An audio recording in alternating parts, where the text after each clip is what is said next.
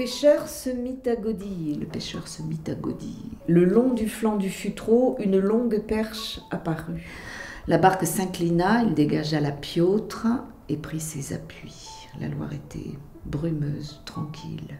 Les oiseaux posés sur le sable attendaient le jour.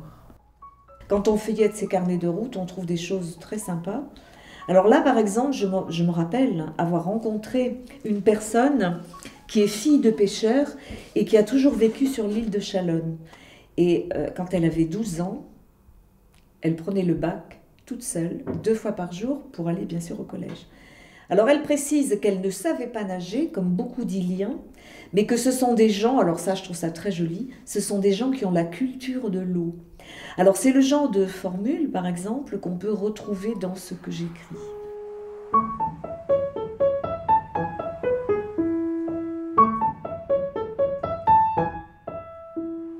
Quand on se promène au bord de la Loire, on collecte des choses et tout d'un coup, on part sur une mémoire, on part sur une atmosphère. C'est un bout de vaisselle, c'est une branche, c'est une barque, c'est le nom d'un bateau, ce sont des choses comme ça. Donc à partir de là, mon travail de conteuse, c'est d'aller puiser dans ce fond, qui lui est un fond historique, mais d'en faire bien entendu une fiction.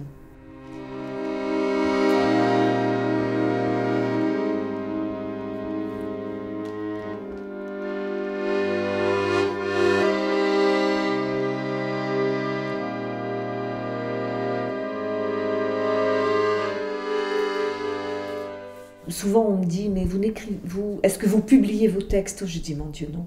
Quelle erreur. Moi je suis dans quelque chose d'éphémère. C'est une sorte de voyage immobile en fait.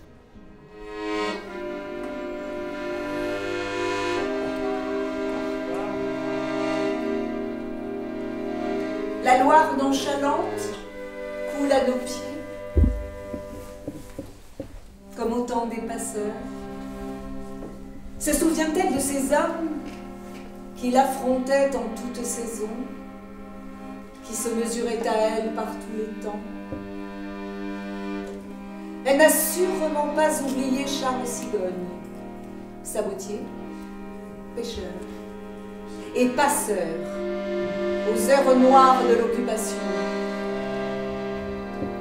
À la nuit tombée, ils arrivaient, juifs, résistants, prisonniers évadés, sa petite fille, alors âgée de 10 ans, savait simplement que certains soirs, lorsque son papa quittait ses sabots, il allait sortir sans bruit. Oui, la Loire se souvient de la silhouette familière sur le port, de la pipe, de la casquette de Charles Sigogne et de cette barque silencieuse vers notre liberté.